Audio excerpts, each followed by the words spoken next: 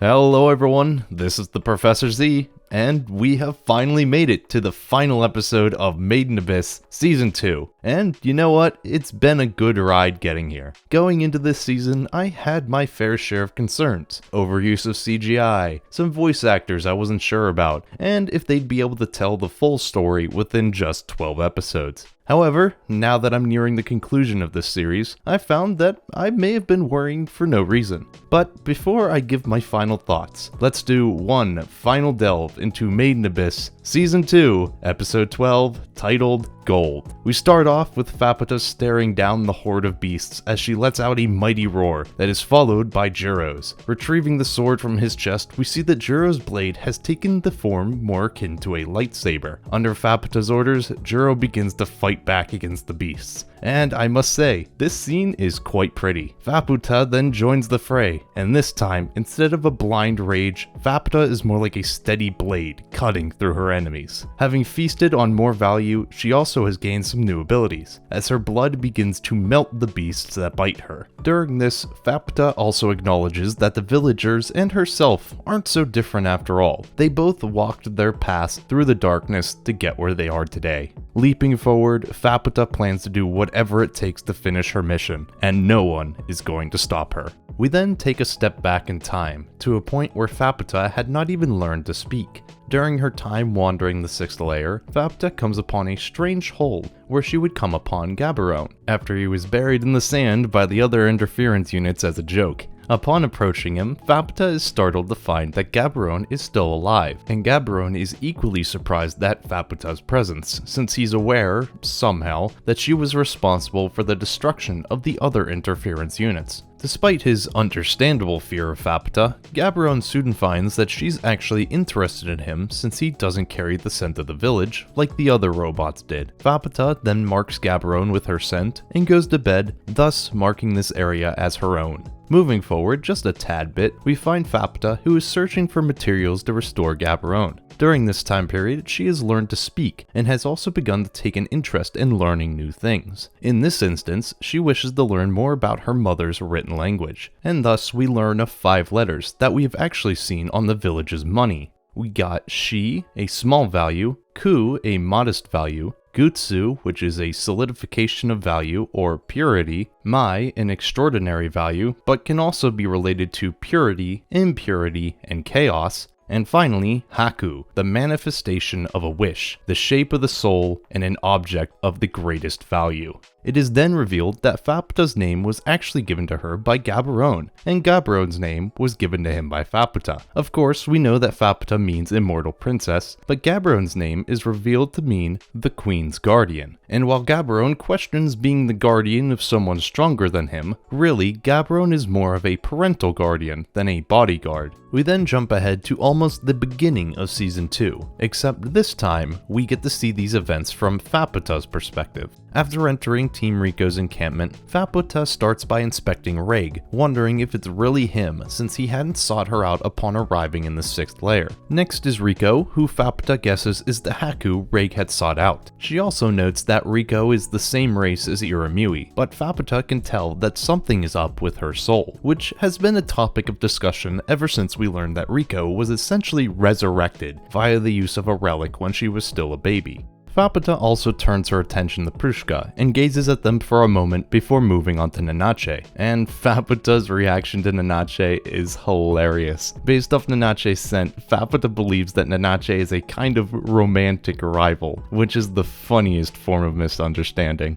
We now have all of the pieces as to what Faputa's note meant as well. She was marking Riko as Reg's Haku, the reason he had left, and Nanache, in a fit of pettiness, as Reg's Shi, aka someone of little importance. Faputa, having left her note, leaves with Prushka in tow, since she understands that Prushka is not yet a complete white whistle. Faputa then gives Prushka the Gaborone for 2 reasons. One is to have Prushka beautified, and the other is to have Reg return to Iramui so he'll remember his promise. As we know, besides Prushka, Faputa also retrieved hair from Nanache and Riko in order to make beast repellent. Gaborone, though, wonders why Faputa doesn't just guide them there herself, and it's here where we get a cute father-daughter moment as Gaborone worries about Faputa's social skills since she's worried about being around others. And as this moment warms our hearts. The anime douses it with cold water as we see Gaburon's now deceased body on the floor. Thanks, anime. Now in the present, we find Faputa in combat against the two Ryukuzai, before we move over to Team Riko. Luckily, the whole gang's here, including Mage, who has once again swapped his body, but this time for a large, almost stroller-looking form. Despite all of Team Riko having made it in one piece, they're not exactly in high spirits, due to their actions not exactly helping the village or its inhabitants. Mugi and the rest of the villagers don't hold any of them accountable for what's happened though. It's really just something that was gonna happen eventually. And is that really correct? Maybe. Either way though, the group then arrives at what's left of Wazukyan. No Vueko present though. Mugi, shortly before arriving, comments on Wazukyan being the mastermind behind all of this, which he rebukes as he tends to do. He then asks a rather peculiar question of Riko, and that is if she's happy to have come this far. And Riko, being the adventurer she is, expresses her joy for having come this far. She also tells Wazukyan that she had also once owned the compass that had guided the Suicide Corps all those years ago. Having lost the compass though, Riko believes that it'll guide another adventurer someday, which gets an odd response from Wazukyan. I can no longer see that far ahead, which raises the question as to how this future sight worked, or if it really existed at all. Nanache then chimes in and asks what Wazukyan's end goal was, and, well, what we get is kind of a cryptic answer. He starts by talking about obtaining a body and power strong enough to conquer the abyss, but then says that it's not what he was seeking at all. He says to obtain this state beyond humanity, one must have an accumulation of experience, the curiosity and purity to strive for the end, and heaven sent children guided to the abyss. And right now, Riko's group along with Faputa are the closest to reaching this goal. Wazukyan then gives the group his final words as his body begins to crumble. He wants them to watch over Faputa, followed by a foreboding message. Wazukyan warns them that beyond the completion of their dreams is homesickness, something more frightening than unfulfilled dreams ever could be. Though Riko confidently and quite smugly states that things won't go the way he says this time around. And you know, I think that makes him happy. I would imagine that after being right for so long, being wrong might actually make him happy. But he'll never be able to see it as he fades to dust. A cry from Faputa then rings out from above, and this time it's not a cry of anger or pain, but instead it is a call to the remaining villagers to gather. The remaining villagers agree to do this, and the group prepares to move out. Before their departure though, Reg speaks with Mepopone, the innkeeper, and despite not understanding her, we learn that Mepopone has given the group something as a substitute for the room they had rented earlier. Reg also comments about how cute Mepopone is, which means that he too is a man of quality. Pokyon then urges the group to hurry, as she's worried about Vueko, who should have been with Wazukyan. As a reminder, since it was passed over in the anime due to, well, not wanting to have a sex scene, apparently blood and gore to Kaname Citrus is fine, but no. Okay, but Pacquion and Vueko prior to the village were in a relationship, so Pacquion is understandably worried about her friend. As the group begins to move, Mugi hands Riko a present, a page from her mother's notes that we had seen earlier, purchased with a piece of Faputa earlier on.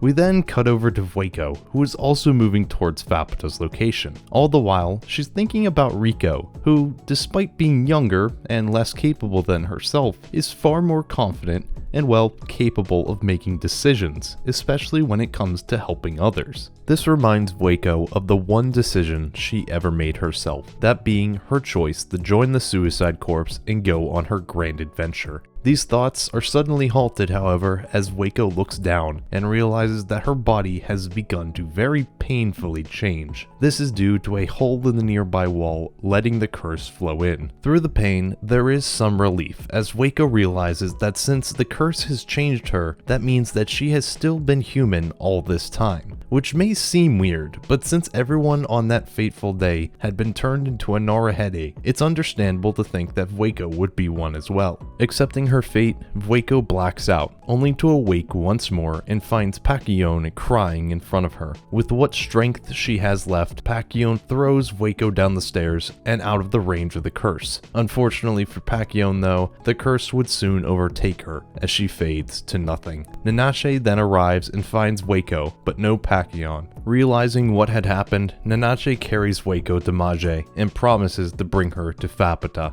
Speaking of which, we cut back to Faputa as we see that Jiro has been defeated by the beasts. Faputa, on the other hand, has torn apart one of the Ryu's inside, yet it still refuses to die. After healing her wounds, we see that the symbol in Faputa's eyes has changed slightly from when we last saw it. Reg then arrives as he offers to buy Faputa time, so she could go meet with the remaining villagers. Despite making this offer though, Reg definitely can't hold off 2 Ryu for very long, if at all. So he calls upon Riko and Prushka's help, and despite it working, the toll it takes on Riko is immense as she passes out. Using this power to its fullest though, Reg goes on the offensive in order to buy as much time as he can. Also, this face is priceless. Faputa then approaches the villagers, and first sees Vueko, but decides that she will deal with her later. Instead, she explains to the remaining villagers that to fully utilize her mother's value, she needs more, and thus will consume them in order to obtain it. The remaining villagers, to Faputa's surprise, have already accepted their fates, and openly offer themselves to the cause. Back to Reg, he has successfully brought both the Ryu outside of the village, and finds that the bridge had been reinforced by Wazukyan. Now, there are possible motives for Wazukyan to do this, but I personally think it was just a step to reinforce the village, and the beasts entering was just a side effect of that. Moving on though, Reg is able to slice the bridge in half by utilizing his power boost, sending the 2 Ryu falling to the ground below. Meanwhile, having finished off the villagers, Faputa begins the process of destroying the village. By using the balancing, Faputa sends it throughout the village to destabilize and eventually bring it down. We then see that both Mage and Ma have been left alive as they flee with Nanache and Riko. As the village begins to crumble, Vueko laments the fact that she had eaten of Iramui's children, and more so, that she couldn't die alongside her. We then flash back to a time where Vueko was still in captivity, and this moment was probably a bit confusing to some, so I will do my best to explain it here. Within her chamber, Vueko hears what can barely be considered a voice. This voice belonging to Iramui, which told Vueko that what she really wanted beyond even children was to be with Vueko. Through this, Vueko swore to never forget her time with Iramui. Returning once more to the present, Vueko gazes on as her warm darkness crumbles away. Back to Faputa, who is completely spent, she wonders that if she had eaten Mage and Ma, would she still have the energy to move? The reason they were left alive was so they could get Riko and Nanache to safety. We also learned that Ma's name was just Ma the whole time, which confirms my theory that Ma is actually a Pokemon and we will see them in Scarlet and Violet. Good night, everyone. Faputa, though, in her weakened state, falls further into the village's crumbling remains. Luckily, though, Reg is nearby and is able to catch her unconscious body. Inside Mage's carriage, Riko hands Ma a handmade replica of Ma's previously balanced plushie. Though she knows that it can't replace the original, Riko feels responsible for the original's destruction and wants to apologize. Outside, Mage's legs have broken, leaving the group at the mercy of the falling debris, since Reg can only do so much. Mage, however, using his body of smells, actually possesses Faputa in order to assist Reg in smashing the debris. However, this would only last so long before Mage would fade away inside of Faputa. Similarly, due to the village's destruction, Ma would also fade away, leaving Riko with the plushie.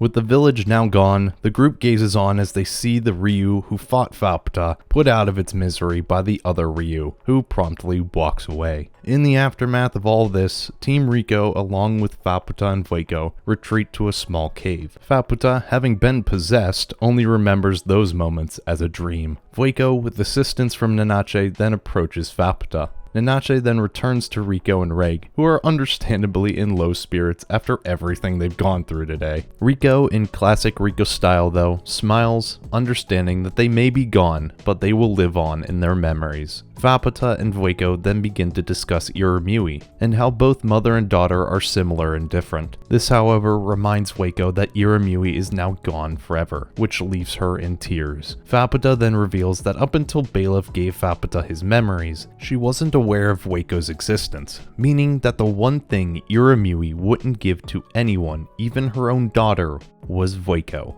The words of her adopted father then ring through Vueko's mind, that the Golden City could even turn someone like her to gold. In her final moments, Vueko addresses Faputa as Irimui, and thanks her for giving someone like her worth, for turning her to gold. Faputa, not understanding why, begins to cry at the death of someone that she had just met. And gosh darn it, so did I. Damn you, Maiden Abyss, why are you so good at making me feel feelings? We're not done yet though, as Faputa buries Vueko, leaving one of her stone people, so that she would not be lonely until one day her soul would return. Riko then steps forward to offer Faputa a spot on their team, only for Reg to step forward and do it first. Though she's happy to hear this request, she's also conflicted since Reg still doesn't remember anything about their past. Reg is persistent though, insisting that despite not remembering his past, his current self fully and truly wishes to travel with Faputa.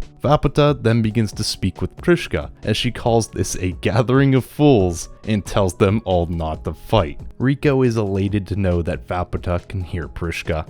Faputa then turns and states that just like Gaborone, she wishes to travel so she may observe, touch, and gather. But she doesn't exactly give a yes to Reg's offer either. Reg, overjoyed by Faputa's desire to adventure, grabs her tail, only to have Faputa climb on top of his head, showing that Reg does not discriminate when it comes to fluffiness. As the episode ends, we get some words from Vueko describing Faputa as a light in the darkness, and as someone despite knowing the pain of love and loss, continues to shine ever onwards. And with Faputa promising to see us again, the final episode of Maiden Abyss Season 2 comes to an end. I'm gonna be straight with you all, this season was amazing. It took my expectations and absolutely blew them away. My greatest worry going into this season was the use of CGI, and by the end of the season, I had forgotten it was there. It was never used too much, and when it was used, the way it was handled made it seem natural. I believe that it was harder to notice as well due to the creatures being CGI'd not being human or human shaped. When you do CGI on a human character, you always run the risk of hitting that uncanny valley side of things. There of course can also be issues with non-human characters, but I feel that the creatures here, due to their color schemes matching the surroundings so well, and their animations being so smooth, help them blend in with everything else. Besides CGI, I did worry about Faputa's actress, since I was worried about only hearing Hawk from the 7 Deadly Sins the whole time.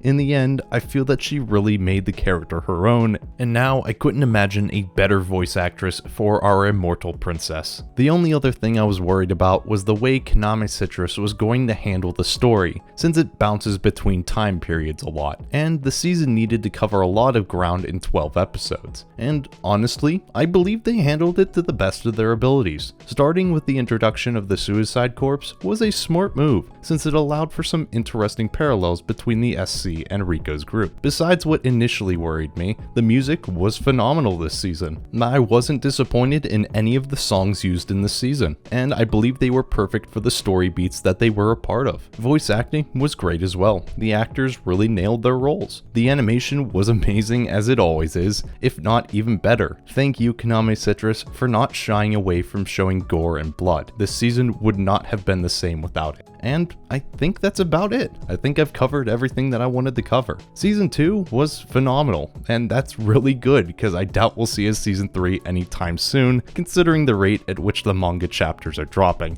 Oh, by the way, Chapter 63.2 review out soon. I swear I'm not BSing this time, it'll be out soon, I promise. Of course though, what did you all think of Episode 12 and the entirety of Season 2? Make sure you let me know down in the comments. Make sure to leave a like if you enjoyed the video and subscribe for more Maiden Abyss in the future. As always though, this has been the Professor Z, and I will see you all next time.